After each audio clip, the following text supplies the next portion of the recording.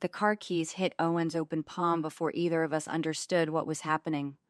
"Bring the silver Mercedes around and do watch the paint this time," my mother said, not even looking at him, already turning back to her champagne.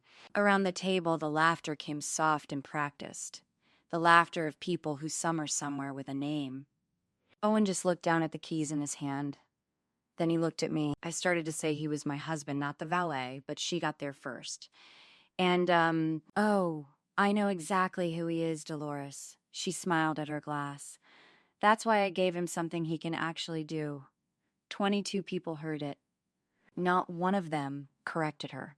My husband set the keys gently on the linen tablecloth, straightened his one good jacket, and walked out to move a car that wasn't his, because that was cheaper than the fight. They'd been telling this town for 11 years that I'd married beneath me. They had no idea what my husband's hands had built in that loud, ugly steel shop by the river, or what I'd been quietly holding in a green ledger the whole time. In 14 months, the number would be $44 million.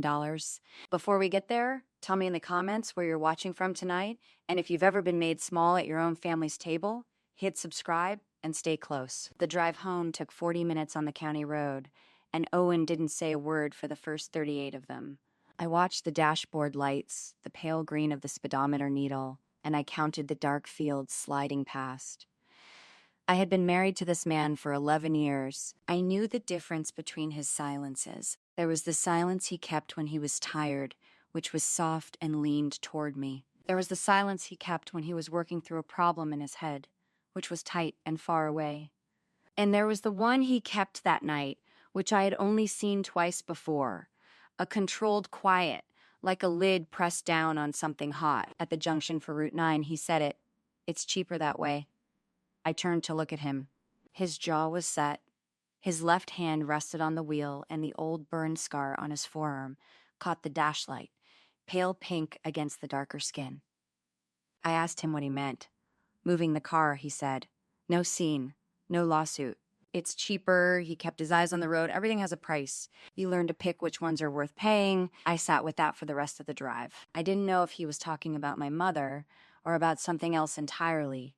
What I know now, looking back, is that Owen was never talking about just the one thing. He never was. We got home past 11. The house was a 1940s frame house on Fenwick Street. 3 bedrooms. The gutters I kept meaning to replace. Owen had insulated the attic himself the winter before using leftover panels from a job.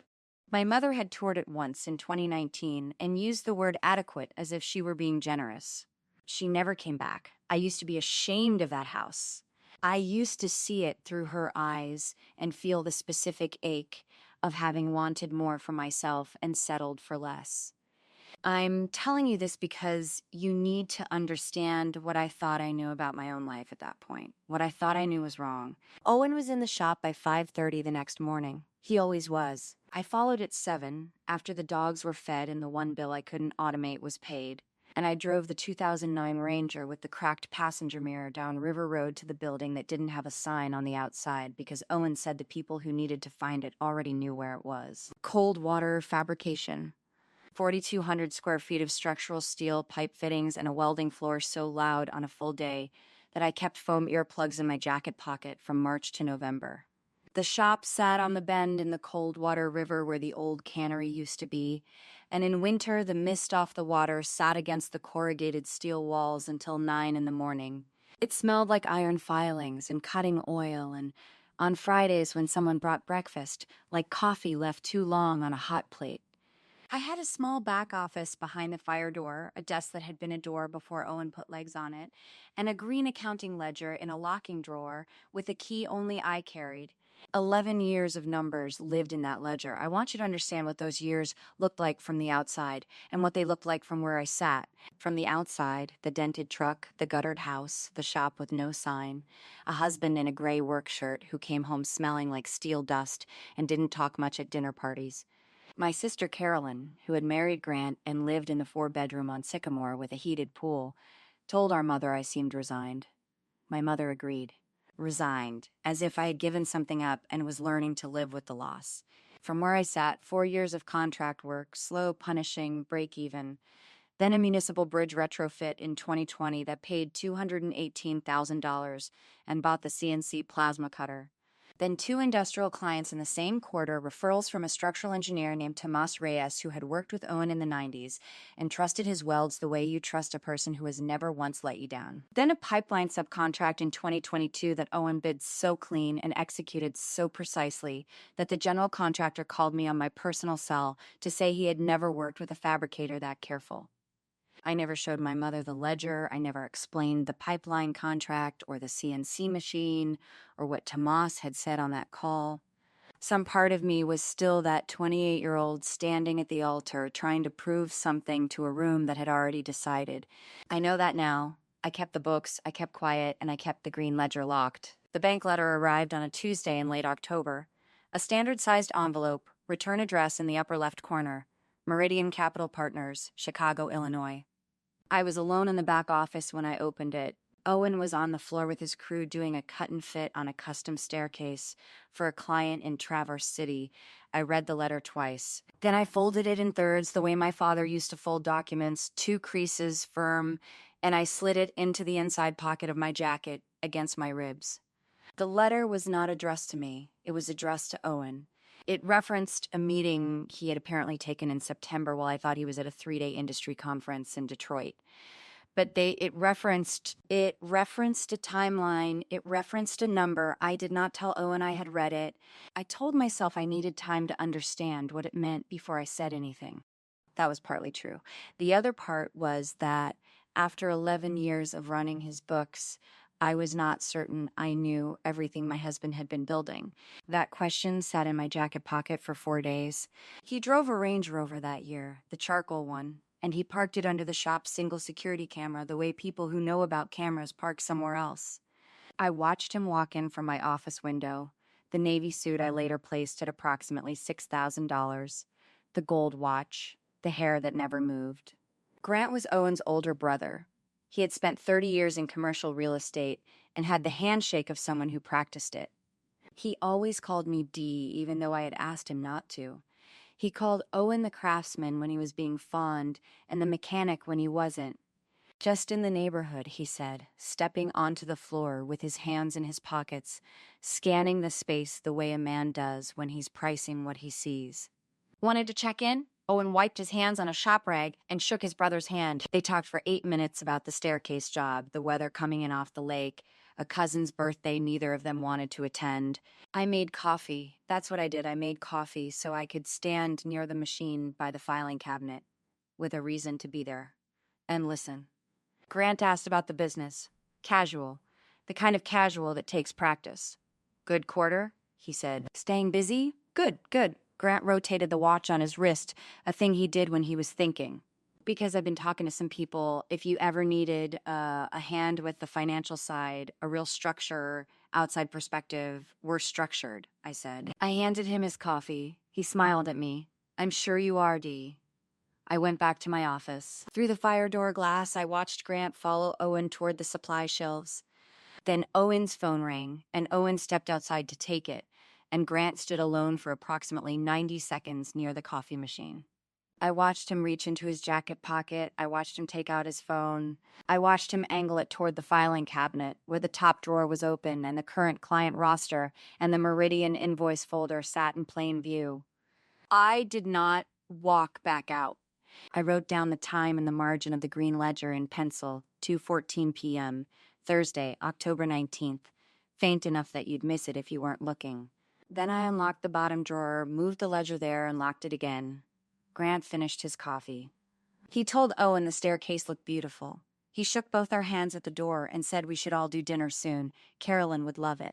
Owen said sure, I said sure. We watched the Range Rover back out from under the camera and pull away. Owen went back to his cut. I went back to the door desk. I pressed my hand against the outside of my jacket pocket, just to feel the folded letter there, still waiting. A good weld doesn't show. It just holds. But when you catch someone testing the joint, you check every seam in the structure. And I was going to need to know what Owen had already agreed to in that Chicago meeting before Grant made whatever his next move was. Because a man who photographs your client ledger while your husband's back is turned is not checking in. He is mapping. What I didn't know yet was how long the map had been in progress. The garden party was Margot's idea, though everyone knew Vivian had funded it. 200 people under white tents on a lawn that ran down to the lake. Waiters in black vests carrying trays of seared scallops, the smell of it drifting over the crowd like something too rich to trust. I wore the navy blouse.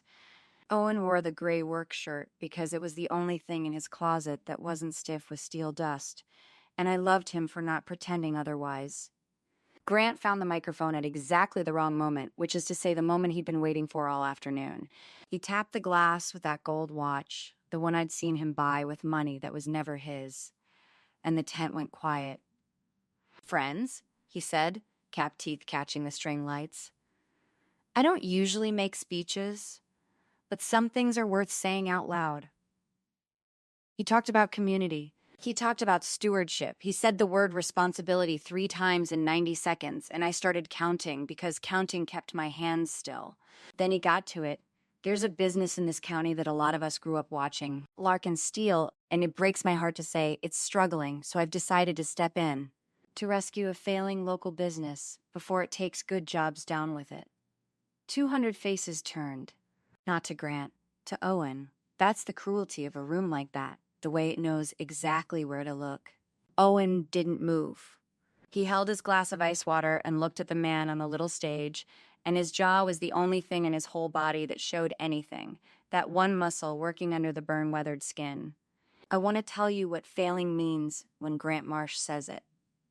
In 2016, he came to our kitchen in December, snow on his shoulders, and he cried. Real tears, or tears good enough to pass. His development deal in Peoria was underwater and the bank was calling a note, and he needed $2 million by January or he'd lose the house, the cars, everything, and Vivian would never forgive him.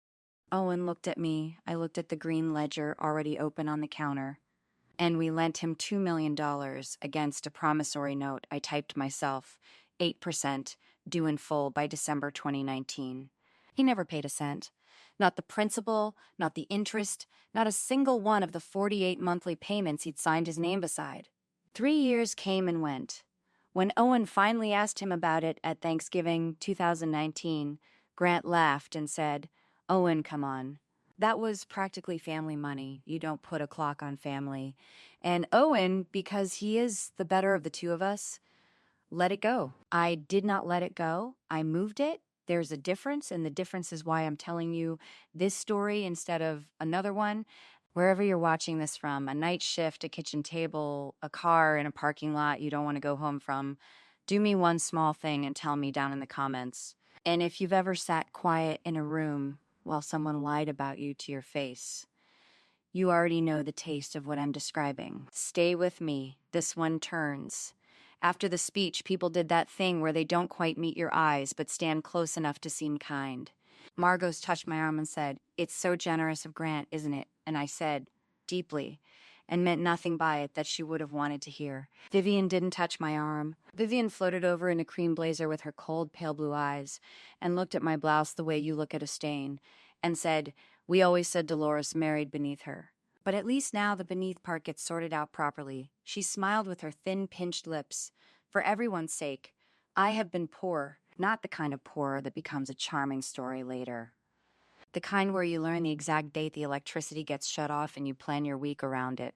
My father welded pipe for a living until his lungs quit, and my mother cleaned 3 houses that all belonged to women like Vivian, women who left a 20 on the counter and counted the silver anyway. I learned young that the people who talk most about class are the ones most terrified of losing theirs. So when Vivian said beneath, I didn't flinch. I filed it. A good well doesn't show, it just holds. Grant came for us near the dessert table, holding 2 glasses of champagne we hadn't asked for. He gave one to Owen, who set it down untouched on the linen. "Look," Grant said, dropping his voice to the warm register menus when they're about to take something from you. "I've been talking to some people. The market's brutal right now for a shop your size. Margins, tariffs, the whole thing." He spread his tanned hands. Let me buy you out. Fair number, clean exit. You two go enjoy your lives. I'll carry the risk. For your own good. For your own good. I watched Owen's calloused hand close slowly around his water glass. I watched 44 years of a man who has never once shouted decide again not to shout.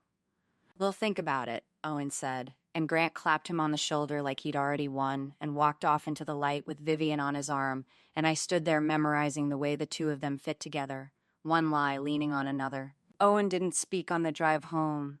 He didn't speak when we came into the house that we built, with a second mortgage and a decade of double shifts. He went into the small back room where he keeps the things that survived, and I found him there in the dark, sitting on the floor, sleeve pushed up, staring at the pale burn scar that runs the length of his left forearm. I know that scar the way I know my own name. October 2009. The wiring in the old Larkin building went in the night, and by the time Owen got there, the whole East Bay was a wall of orange. He went in anyway, for the ledgers, for the payroll records, for the 40 men whose jobs lived in those filing cabinets, and a beam came down, and the heat of it took the skin off his arm before he even felt the pain. We lost the building, we lost the equipment, the contracts, the 11 years of savings. Insurance paid 40 cents on the dollar and called it generous. We rebuilt it ourselves. Not as a figure of speech.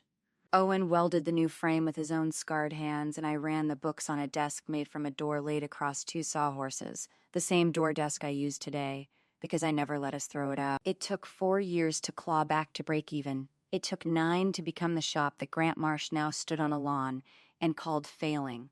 He was there for none of it. He was in Peoria, crying to us for money. He's gonna say I couldn't hold it together, Owen said finally, not looking up. Everyone at that party, my own mother-in-law, they'll say the wife's people were common and the business was always going to sink. His voice didn't crack. That was the worst part. Maybe I should just let him have it, Dolores. I'm tired. I knelt down on the floor beside him, and I put my hand over the scar, the way I had 100 times, and I made him a promise I had already made silently to myself under the white tent. You are not letting him have anything, I said. You built this with the arm that still shows the fire. A good weld doesn't show, Owen. It just holds, and ours held. He looked at me then. I don't think he understood yet how much I meant it, or how literally. Because there are things I have never told my husband, and I am about to tell you first. Only you, because you've stayed this far and I need one person to know before the rest of them find out. When we incorporated the new Larkin Steel in 2010, I structured it. I did the paperwork alone at the door desk while Owen was on the shop floor. And I made a decision I never explained. I kept 51% of the company in my name in a holding trust, and I have never sold a single share of it. Not to a bank, not to an investor, and not to Grant Marsh. Because here's the thing about that investment Grant loves to imply he made in us. He never made one. There was no equity, no stock, no seat, nothing.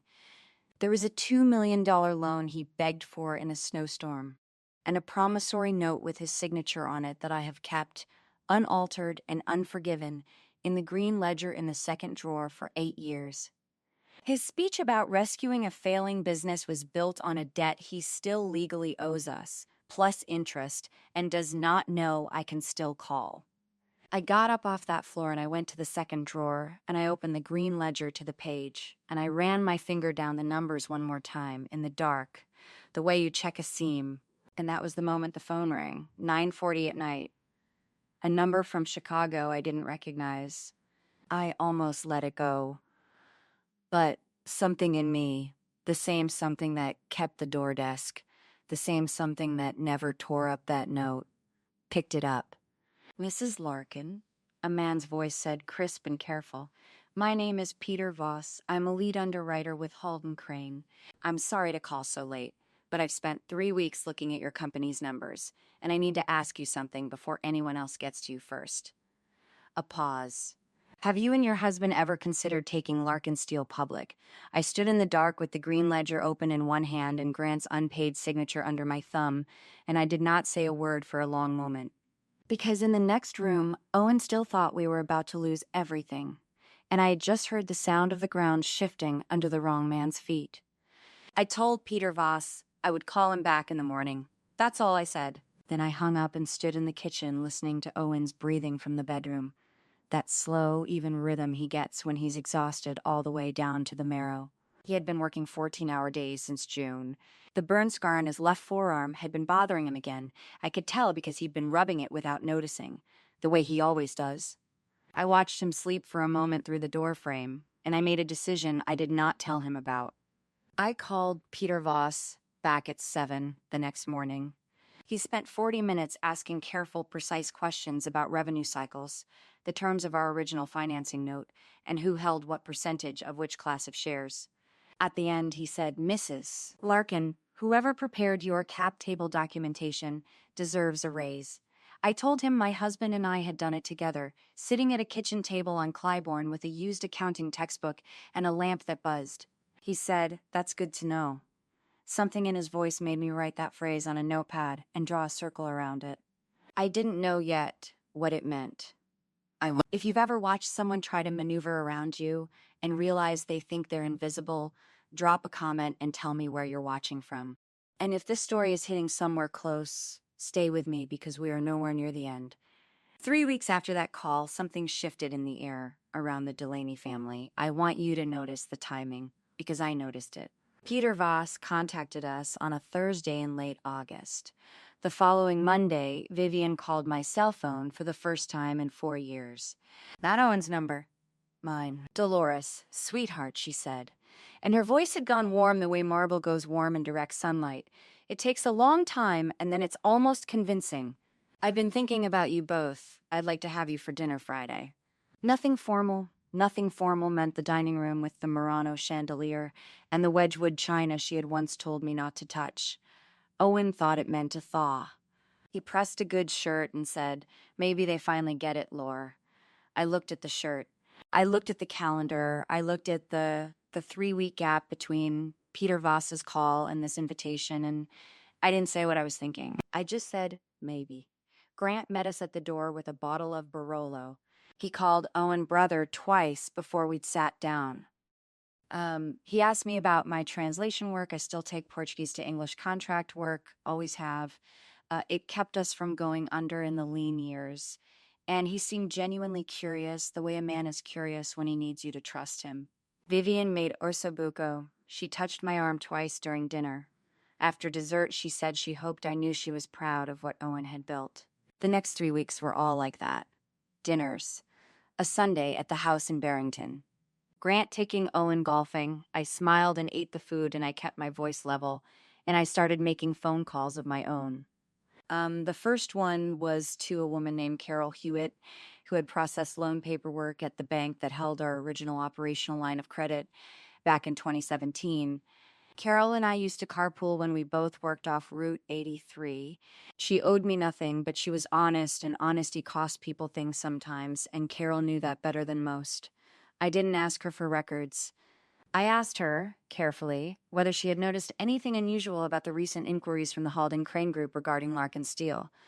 Then she said, "Dolores, someone told one of our senior officers that Owen may not be fit to run the company through an IPO. Health concerns, they said, and that the person who actually controls strategic direction is a family advisor." I knew exactly who had been using that phrase. The forged document came to me the way most damning things do, sideways, through a back door, from someone who had no idea what they were handing over. A paralegal at the firm Grant used for his commercial real estate work sent me a corrected filing by mistake, because my address was still in their system from a property review 2 years earlier. It was a draft share transfer agreement dated 6 weeks back. It showed 34% of Larkin Steel Holdings moving from Owen's name into a management trust. The trust designated signatory was Grant Delaney. I have a distinctive signature. I learned it from my grandmother, who taught herself to write in a church basement in Porto Alegre. The letters curl a specific way on the D. Whoever had copied it had gotten close. Not close enough. I sat with that document for a long time. I did not call Owen. I did not call anyone. I took photographs of every page, then I set the envelope on the kitchen table, and I went to the sink and ran cold water over my wrists, the way you do when you need to stay level and the anger is moving up fast. I stood at that sink and I thought about the years we ate rice and tinned fish in that one bedroom on Clybourne. The years when Owen came home with his hands cracked from the cold, and we spread invoices across the kitchen table until 2 in the morning because we couldn't afford to miss a number. I thought about the door desk and the green ledger and the note and every scene we had laid down one at a time. And I thought, no, not this. The pre-IPO celebration was Grant's idea. He booked the private dining room at Fenwick on Michigan Avenue, a place where dinner for 12 runs close to $5,000, a figure I also noted, and framed it as a family occasion, something intimate before the noise of the roadshow began. There were 14 people in the room: Vivian, Grant's wife Sandra, 2 men from Halden Crane's relationship team, Owen and me, and several of Grant's golf contacts and their wives. Owen wore his good jacket. He was pale that night and quiet in a way that was different from his usual quiet. Grant stood up to toast before the appetizers had cleared. He held a glass of the Ninateam Barolo, and he turned it slowly, the way men do when they know people are watching their hands. "I want to say something about this company," he said. "The real story of Larkin Steel is not the one most people know. It took vision to see what this business could become. It took someone willing to make the hard calls when the family needed direction most." He paused and looked down the table at Owen. A warm look, a generous look. Owen is a craftsman, he is, but every craftsman needs an architect. Owen's hand was flat on the table beside his fork, and he was looking at his plate, and I could see him deciding something in the set of his jaw, something tired, something that had been building for weeks. I reached under the table and covered his hand with mine. Then Vivian's voice came from the far end of the table, smooth and carrying the way a voice does when a woman has spent 40 years making sure it would. "I'll say what Grant is too gracious to say. Dolores is a wonderful woman, and she has come a long way. She landed on her feet, and she has Grant to thank for some of that. I have spent years learning how to smile the way a weld holds. Nothing showing, everything underneath." The 2 Halden Crane men smiled back at me. In the car on the way home, Owen said nothing for 6 blocks.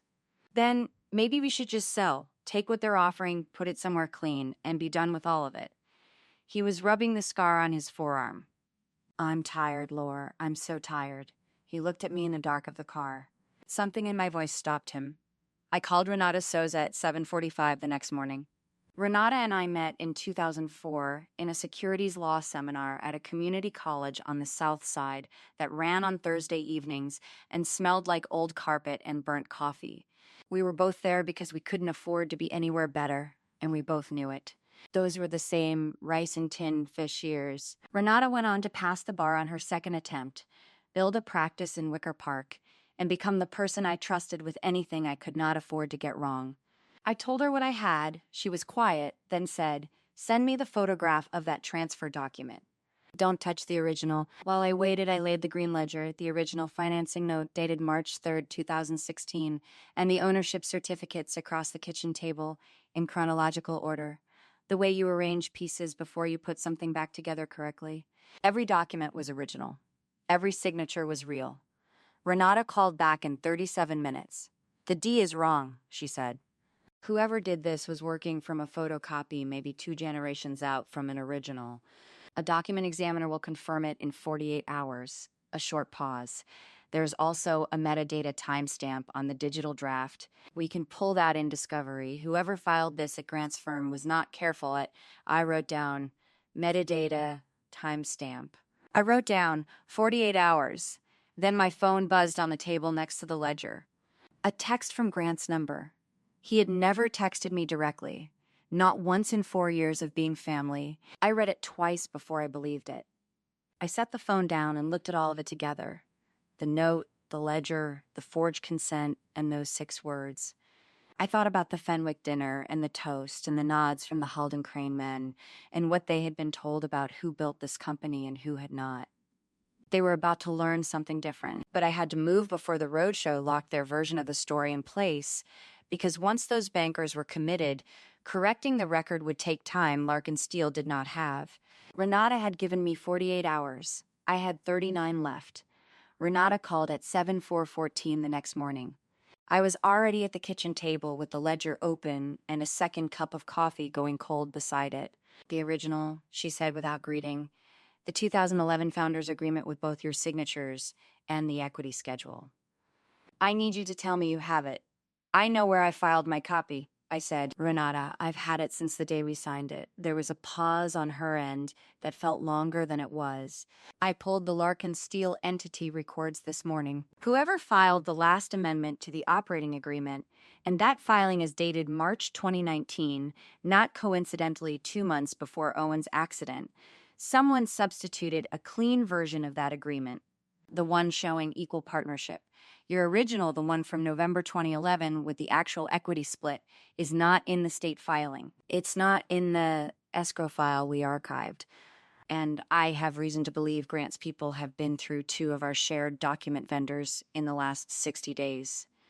He may have it, or he destroyed it, or he never returned it after the March 2019 notarization. What I know is that without it, the cap table we reconstruct from secondary sources is arguable. Grant's attorneys will argue it. They're very good at arguing. That was Renata's way of saying, if Grant held the only original, we were in trouble that a fax copy and a ledger entry could not fix. Because what Grant had done, the forgery, the $2.10 million still outstanding, the shares pledged to the Alderton Group against a stake he did not legally own, all of it pointed somewhere devastating if I could prove the 2011 terms. Without that document, I was a minority wife partner disputing a clean, amended agreement filed by the man who had run the company for 5 years. I spent that morning building the rest of what I could.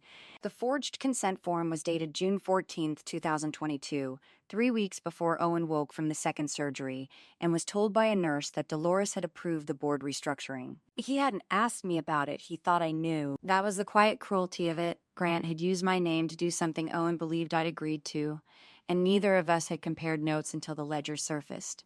The Aldern pledge was worse.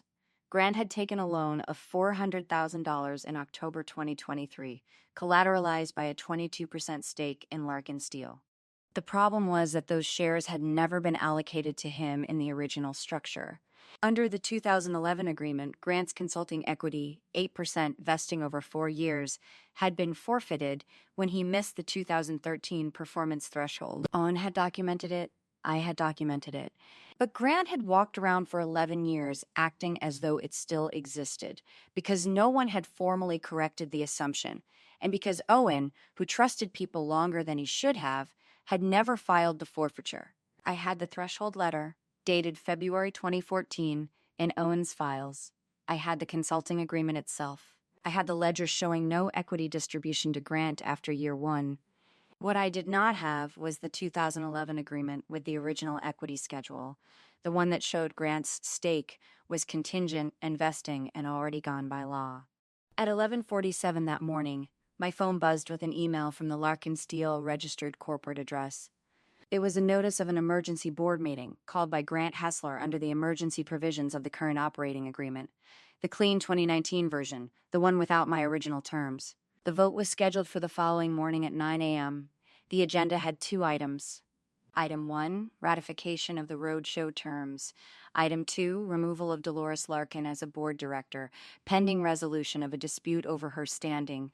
He wasn't waiting for the roadshow to lock him in. He was moving to cut me out first, so that when the Halden Crane bankers asked whether there were any outstanding governance disputes, his attorneys could say no, because the board would have already resolved it in his favor. Owen kept it locked with a padlock he had bought in 1998 from a hardware store on Crestfall Road that didn't exist anymore. The key lived on a hook behind the kitchen door, and I'd hung my coat on that hook 10,000 times without thinking about it.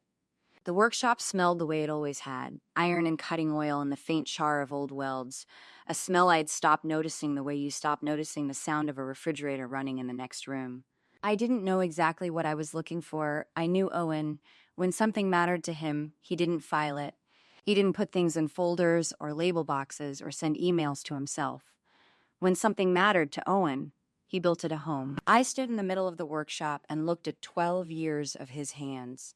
shelving units, a wall bracket he had made for the kitchen, a welded steel bench with his initials stamped in the leg because he had been testing a new stamp and used the first thing in front of him. 3 metal boxes of different sizes on the back shelf, the kind he made for clients who needed waterproof storage for equipment, with interlocking lids and tight seams. I opened the first, gaskets and spec carbide tips.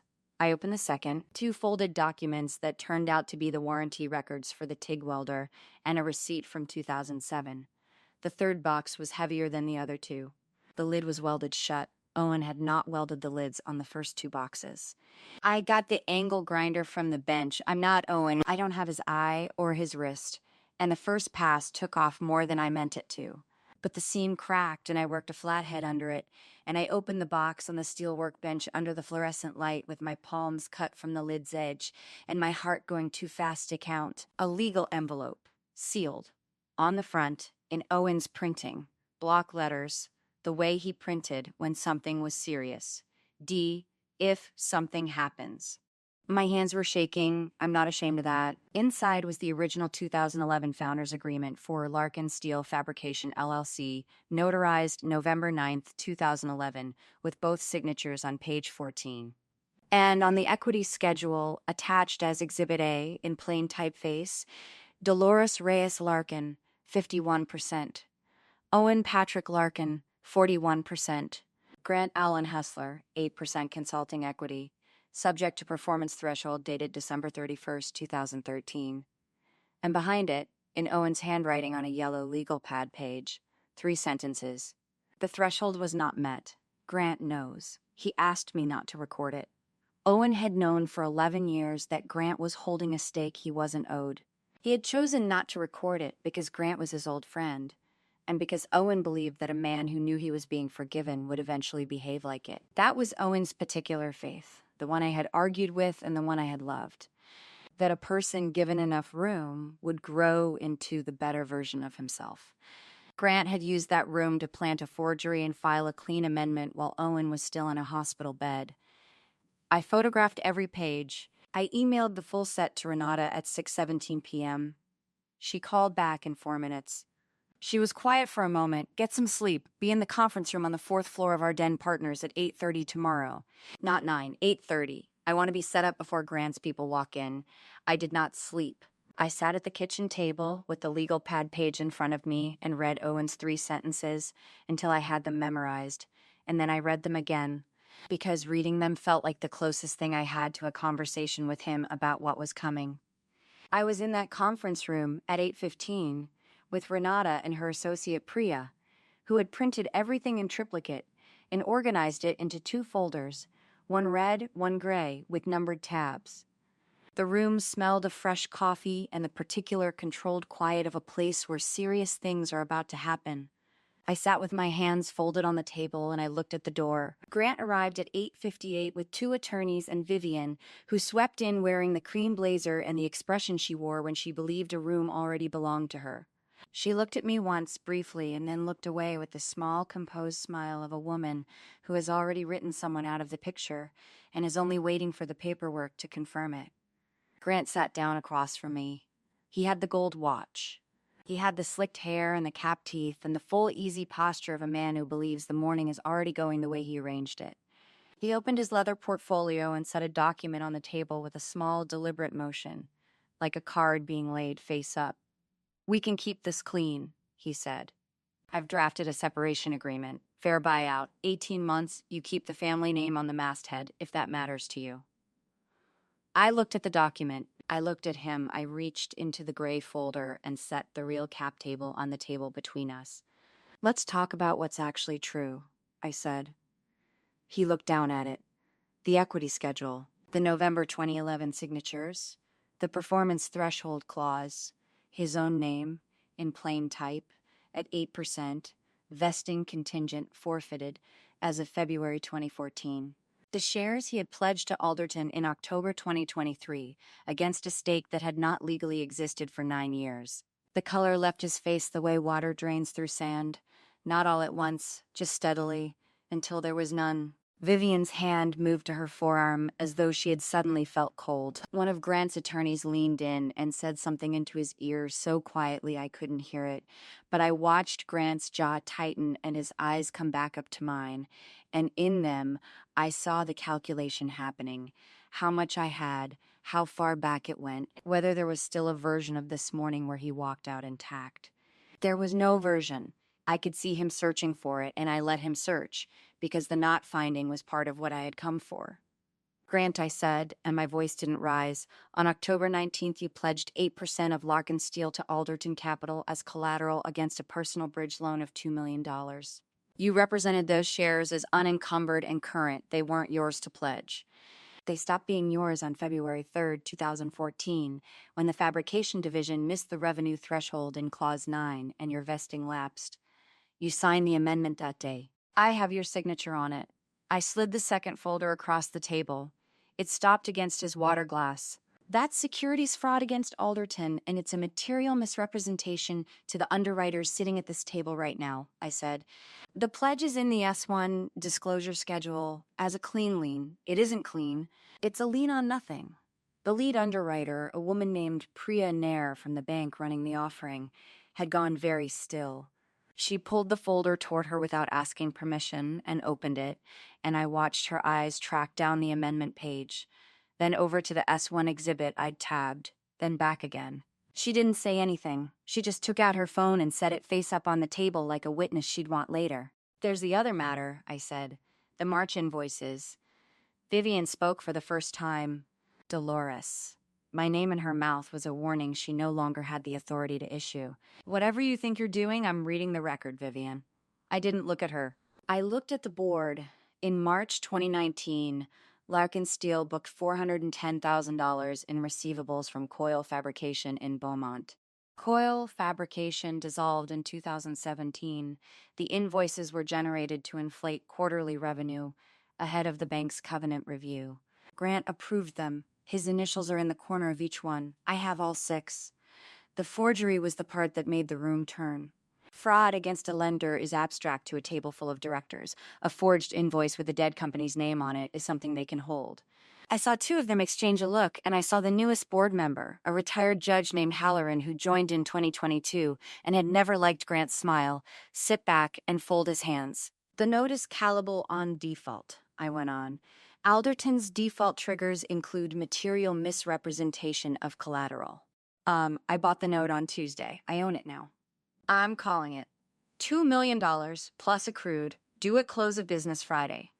I set the assignment agreement on top of everything else, the last card, and I kept my hand flat on it for a second before I let go. You don't have it. You've been borrowing against the offering to service the offering. When Alderton unwinds the pledge, the underwriters restate the float, and the float you were counting on to cover the note evaporates in the same motion. It's a loop. You built it, it closes on you. Priya Nair finally spoke, and she spoke to the board, not to Grant. If any of this holds, we can't price tomorrow with these disclosures. The offering pulls or we recut it clean, and we don't recut it clean with him on the cap table. That was the sound of the floor going out from under him. I heard it more than saw it, a small shift of chairs, the particular quiet of people mentally moving away from a man while their bodies stay seated. Vivian's rings clicked once against the table edge. She was doing the thing I'd watched her do at 12 Thanksgivings, recalculating who to be seen beside. For 14 years, she'd introduced my husband as the one Dolores married, with a little pause before it, the pause that meant beneath. She had told her bridge friends he fixed things for a living. She had corrected a caterer once who called him Mr. Larkin. He's not a Larkin, dear. He does the metal work. I'd carried that pause in me for a long time. I want you to know I'd stopped needing to answer it. But it answered itself in that room, watching her try to find a director whose eyes would meet hers, and finding none. Wherever you're watching this from, and I'd love to know, tell me in the comments, it costs you nothing and it means something to me. You've probably sat at a table where someone decided your worth in front of other people and did it out loud. I'd sat at a lot of them. This was the last one. Owen had not said a word the entire meeting. He sat 2 chairs down from me in his gray work shirt, the burn scar pale on his left forearm where a torch had kissed him in 2006, his hands flat and still on the table. Grant's whole life had been the sentence. Owen's whole life had been the weld. And when the room had gone quiet enough that you could hear Prienair's phone buzz against the wood, Owen looked up at his brother-in-law, and he said the only line he said all morning. "You always thought the shine was the metal, Grant. That was it. He didn't raise his voice." A good well doesn't show. It just holds. Owen had built the joint slow, over 9 years, one document at a time, one missed threshold logged, one dead company invoice photographed, one lapsed vesting clause quietly notarized, while Grant polished the surface and called it a company. The room froze on that line because everyone in it understood, all at once, which of the two men had actually made the thing they were about to take public.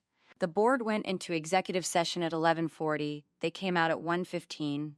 Grant was gone by then. He'd left with his attorneys through the freight corridor, not the lobby, and I understood why.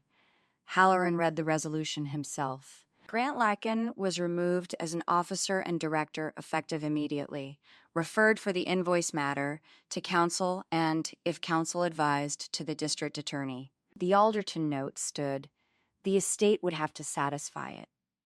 And control of the fabrication assets and the trademark and the customer contracts, the actual company, the part that welded steel and shipped it and got paid, reverted through the 2011 equity schedule, and the trust Owen had built underneath it to the two of us. Larkin's steel priced the next morning, not at the number Grant had promised the underwriters through a float that didn't exist. It priced clean, restated, honest at $44 million. And when the bell was done and Prienair shook Owen's hand, she called him Mr. Larkin, and this time no one in the room corrected her. I'm telling you the rest from the shop by the river, the original one on Kessler Street, where Owen started in 1998 with a used Miller welder and a lease he could barely make. We kept it. We could have sold it into the offering and cashed the square footage. We kept it because it's where the truth of us lives. The green ledger is still on the shelf above the workbench. The cloth-covered one where Owen wrote down every job for years in pencil. $40 here, $110 there, the arithmetic of a man building a life the slow way. I read it sometimes. It's better than any prospectus I've seen since. Next to it sits the box. Owen welded it for me the second year we were married, out of scrap. A plain steel box the size of a loaf of bread, seams so tight you can't feel them with a fingernail. I'd been crying that night over something Vivian had said at a dinner. Dolores could have done so much better, said it to my face and smiled. Owen didn't argue with her. He never did. He went out to the shop, and he came back at 2 in the morning with the box still warm, and he set it in my hands and said, "You can't see the weld." Doesn't mean it isn't the strongest part. I kept the equity schedule in that box for 9 years. It held. Vivian's apology came in April. She didn't call and she didn't come in. She left an envelope wedged in the shop door, cream stationery, her handwriting gone shaky at the edges. 4 sentences. She said she had been wrong about Owen. She said she hoped we were well. She said she was proud of what he'd built. She did not use the word beneath, and its absence was the whole letter. I read it once standing in the doorway with the river going by behind me, and then I put it in a drawer, not the box. Some things you keep because they're load-bearing. Some things you just keep. I don't hate her. I want to be honest with you about that, because a story like this can leave you wanting me to. Hate would mean she still set the terms. She doesn't. Grant is answering to the district attorney about 6 invoices from a company that stopped existing in 2017. And that's a fall he built with his own hands, board by board, while he was busy telling everyone he'd married up and my husband had married a paycheck. Here's a thing I want to leave you with, and then I'll let you go. The world will tell you to buy the shine. It will seat the loud man at the head of the table and put the quiet one down by the metalwork, and it will call that an accurate measure of 2 lives. It isn't. Worth doesn't announce itself. It carries the weight when the announcing is over. A good well doesn't show. It just holds, and when everything finally rests on it, that's the only test that ever mattered. If you've ever been the one they underestimated, do me a favor before you go. Subscribe, and tell me in the comments what they said you'd never amount to. I read them, every one. I'd like to know who you are.